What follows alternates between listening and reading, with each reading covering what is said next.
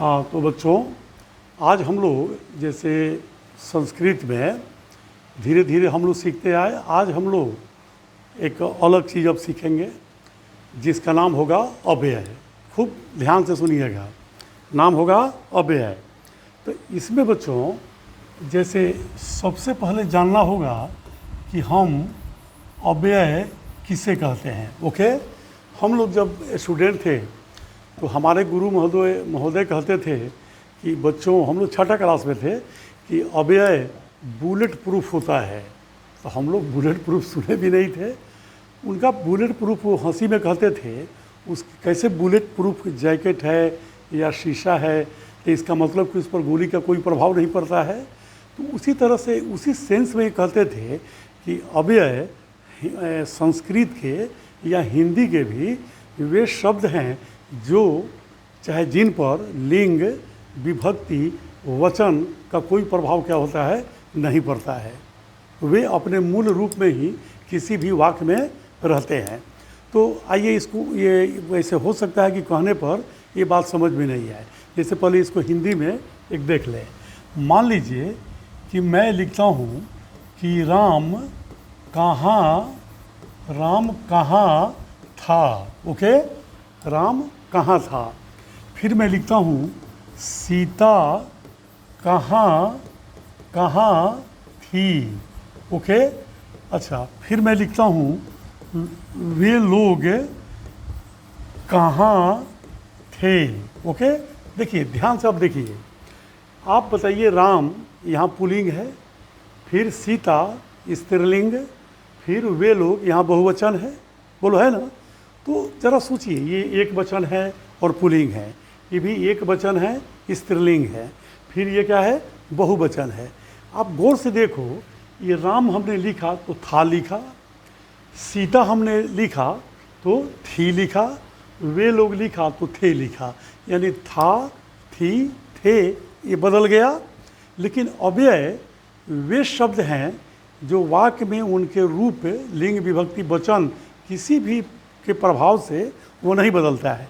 आप बताइए, राम पुल्लिंग है फिर भी हमने कहाँ लिखा, सीता भी स्त्रीलिंग है तो कहाँ ही हुआ, वे लोग है तो भी क्या हुआ, कहाँ ही हुआ। क्या कभी आप सुनते हैं कि राम कहाँ था, सीता कहीं थी, वे लोग कहीं थे? ऐसा कभी सुने हैं? नहीं। तो आपने देखा यहाँ ना कि कहाँ जो है, इस पर लिंग, विभक्ति, वचन का कोई प्रभाव क्या हुआ, नहीं पड़ा। इसीलिए कहाँ, जिसको संस्कृत में आप कुत्र कहते हैं, यह क्या हो गया, बोलिए, अव्यय हो गया। इतना बुझाया। तो अव्यय में आपको कोई परेशान होने की ज़रूरत क्या है, नहीं है। ऐसा नहीं है जैसे मान लीजिए आप लिखते हैं बालक का, तो उसके लिए सोचना पड़ता है कि का, तो ये संबंध का चिन्ह है, तो संबंध में षष्ठी लगता है, तो बालक का, तो बालकस्य आप कहते हैं ना, इतना सोचते हैं, इसमें कुछ नहीं। इसमें जैसे वर्ड मीनिंग जो आप याद करते हैं, उसी तरह से अव्यय को याद करना चाहिए। ऐसे कुछ अव्यय हम लिखे हैं, जब उसकी जानकारी होगी तो आप किताब से भी अपना रिश्ता रखेंगे, और किताब से भी जो हम नहीं लिखे होंगे उसको देखिएगा। क्योंकि पूरे किताब को या पूरे अव्यय को ये बोर्ड के चंद पटल पर समेटना ये बिल्कुल ही संभव क्या है, नहीं है। तो इसीलिए आदमी वो बताता है आपको जिससे कि आपका कॉमन सेंस डेवलप कर जाए, या उस मैटर को आप समझ जाएं, उसके आधार पर आप दूसरा भी क्या कर सकें, बना सकें। तो ज़रा देखिए, तो यहाँ पर मैंने क्या देखा कि कहाँ क्या है अव्यय, इसका संस्कृत कुत्र होता है, कुत्र। अब इसका मतलब कि अगर कहाँ का संस्कृत कुत्र है तो ये किसी के अनुसार ये कुत्र नहीं बदलेगा। रामा कुत्र आसीत, सीता कुत्र आसीत, ते कुत्र आसन। देख रहे हैं, आसन हो गया, लेकिन कहने का मतलब कहाँ जो है कुत्र के रूप में ही रहा। अब समझ गए ना, इसमें विभक्ति के नियमों का कोई प्रभाव नहीं है। जैसे आप नहीं पढ़ते हैं कि वह घर में रहता है, तो आपको सोचना पड़ता है कि घर में है तो मैं क्या करूं कि उसमें गृह लगाऊं, सप्तमी एक वचन, ये कुछ नहीं। इस सेंटेंस में जहाँ है इसका संस्कृत उठाइए और उसको रख दीजिए। जैसे देखिए, आगे देखिए, एक दो ठो मैं बना के बताता हूँ। जैसे मान लीजिए आपको मिला कि वह विद्यालय में विद्यालय में इधर उधर घूमता है। ओके, जैसे सेंटेंस मैंने दे दिया, तो तब आपके मन में एक ख्याल होगा कि क्या वाक्य के किसी भी पद का हमें अनुवाद नहीं बनाना है। नहीं भाई, केवल अव्यय को उठा के रखना है, बाकी आपका जो नियम है वैसे ही बनाना है। जैसे वह का, बोलिए आप क्या जानते हैं? सह जानते हैं, वह का सह। फिर विद्यालय में, तो आपको तो इसको विभक्ति के नियम से वो तो सोचना ही पड़ेगा। मैंने बोला है जैसे यहाँ पर इधर उधर क्या है? अव्यय है। बोलिए है ना? तो आप फिर आप कहिएगा, आप कैसे बूझिए कि अव्यय है?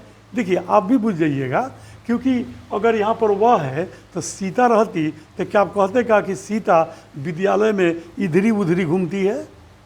आप कहते क्या? नहीं कहते। आपको भी अभ्यास होता जाएगा, अव्यय की पहचान होती जाएगी। बात समझ रहे हैं ना? तो देखिए, तो यहाँ पर विद्यालय में, तो ये तो नियम से ही आपको बनाना है विद्यालय में। जैसे याद है ना, अधिकरण सप्तमी एक वचन बालके, तो यहाँ पर क्या लिखिएगा? विद्यालय। अब इस पर मुझे ज़्यादा नहीं बोलना है, क्योंकि इतने भाग में तो मैंने समझाया ही है। तो सह विद्यालय हो गया। अभी इधर उधर अव्यय है, तो इसका जो संस्कृत वर्ड होगा उसमें कोई भी भक्ति नहीं, कोई हर्षिकार्तिक नहीं, हू बहू उठा के क्या कीजिए रखिए। तो ठीक है, अभी तो आप सुन रहे हैं, नहीं जानते हैं। इसका होता है इतः ततः या इतस्ततः, ठीक है ना? तो देखिए, तो इसको इधर उधर का हम लिख देंगे इतस ततः, समझ रहे हैं ना? अब घूमता है तो वह के अनुसार बदलेगा। कैसे पढ़ता है तो पठती, अब घूमता है तो भ्रमति। तो बस हम बड़ी आराम से लिख देंगे यहाँ पर भ्रमति, अर्थात सह विद्यालय इतः ततः या इतस्ततः भ्रमति, वह इधर उधर घूमता है। उम्मीद है कि समझ में आ गया, कोई दिक्कत? अब देखो, इसके अलावा जैसे ऐसे बहुत सारे अव्यय हैं, हमने 40-41 लिख दिया है, इसको याद कर लीजिएगा। अब उसके बाद ज़रूरत के आधार पे जब आप पहचान जाइएगा, तो ग्रामर की किताब है उसमें ज़्यादा अव्यय दिए हुए हैं, बस वर्ड मीनिंग की तरह याद कर लीजिएगा। या जैसे जैसे आपको ज़रूरत बुझाएगा, जैसे हम मान लीजिए 10-15 को टास्क भी देते हैं, तो उसमें एक आध को हम ज़रूर देंगे कि जो हमने नहीं लिखा है आप खोज के बनाइएगा। बात समझ रहे हैं ना? जैसे एक चीज़ और इम्पोर्टेंट है, समझिए ध्यान से। देखिए, जैसे मान लीजिए कि हम लोग अंग्रेजी में लिखते हैं राम एंड सीता। मान लीजिए हम लोग अंग्रेजी में लिखते हैं, कहते हैं हिंदी में राम और सीता। बोलिए, बोलते हैं। ये हर जगह लिटरेचर में या हर जगह हम लोगों को देखने को मिलता है। तो राम एंड सीता, हिंदी में क्या कहते हैं इसे? राम और सीता। ओके, लेकिन बच्चों संस्कृत में याद रखिएगा, इसको जब हम लोग द्वंद्व समास पढ़ेंगे तो बहुत चर्चाएं इसकी होती हैं। इसके पहले जो हम आपको बताए सार्वनामिक विशेषण का अनुवाद, तो नहीं ध्यान से अगर देखिएगा उसको तो फिर समास पढ़ने में दिक्कत हो जाएगी। या निबंध जब मैं सिखाऊंगा निबंध लेखन, तो फिर आपको उसमें परेशानी हो जाएगी। बात समझ रहे हैं ना? इसीलिए आप रोज़ इकोहो जैसे जैसे आपको टाइम मिलता है आप ज़रूर देखते चलें, ठीक है ना? तो देखो, तो राम और सीता। अब संस्कृत में जो और होता है इसको केवल च कहा जाता है। क्या चीज़? च। अब देखिए, इंग्लिश में राम एंड सीता, फिर राम और सीता, लेकिन संस्कृत में होता क्या है कि जो और जिसके पहले आता है, यहाँ पर और किसके पहले आया है? सीता के पहले। तो ये च को हम लोग कहाँ लिखेंगे? उस वर्ड के बाद लिखेंगे। यानी यदि इसी को संस्कृत में लिखना होगा तो लिखेंगे रामः, चूँकि राम का एक वचन याद है ना, प्रथमा रामः, और फिर हो जाएगा सीता। सीता में विसर्ग नहीं होगा, क्योंकि लता पर चलता है ना, लता, तो लता में प्रथमा एक वचन में नहीं ना है। फिर रामा सीता, और यहाँ पर तब क्या लिखेंगे? च लिखेंगे। बोलिए समझ में आया कि नहीं? कोई दिक्कत? तो इस पर ज़रा ये और पर विशेष ध्यान दिए रहिएगा, इसका आगे हम लोगों को बहुत काम है। अब जैसे यही ऐसे रहता कि सीता और राम, सीता और राम, तो ज़रा इसको अभी समझ ही लीजिए कि तब हम लिखेंगे ऐसे। सीता में याद है ना विसर्ग नहीं होगा, तो सीता।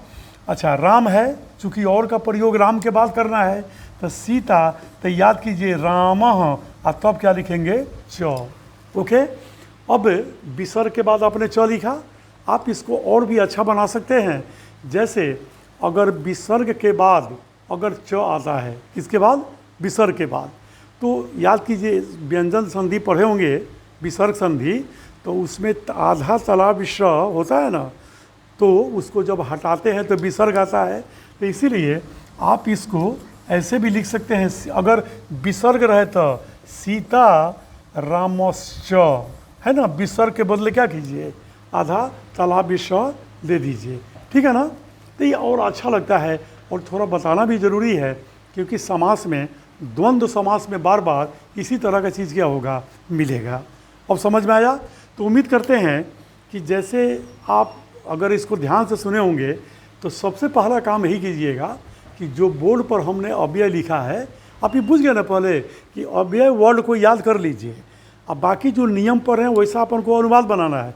बस ये अव्यय जहाँ मिलेगा उसको खाली उठाना है और उसका संस्कृत वहाँ पर लिख देना है, बस हो गया, दूसरा कुछ नहीं। क्योंकि उस पर जब लिंग विभक्ति वचन का कोई प्रभाव ही नहीं है तो हु वो वही लिखा जाएगा, ठीक है ना। लेकिन इसके लिए अव्यय रटना क्या है, ज़रूरी है, तो ज़रूर इसको याद कर लीजिएगा। ओके, तो देखिए गौर से, ये उम्मीद है कि समझ गए। इसमें और ज़्यादा बोलने की ज़रूरत क्या है, नहीं है। तो देखो, तो हमने क्या किया आपके लिए कुछ यहाँ पर अव्यय का माने हमने लिस्ट बना दिया, ठीक है ना। अब इसका आप लोग स्क्रीनशॉट ले लीजिए, फिर इसके बाद मैंने टास्क दिया अनुवाद, तो उसका स्क्रीनशॉट लीजिएगा।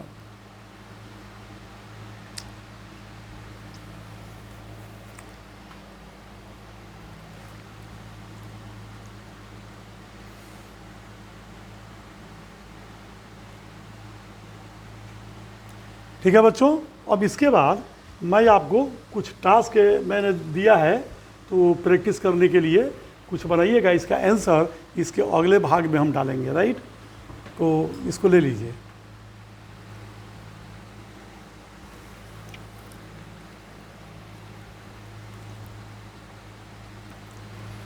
ठीक है बच्चों, उम्मीद है कि समझ में आ गया होगा। कोई दिक्कत, ठीक है, ओके, बेस्ट ऑफ लक।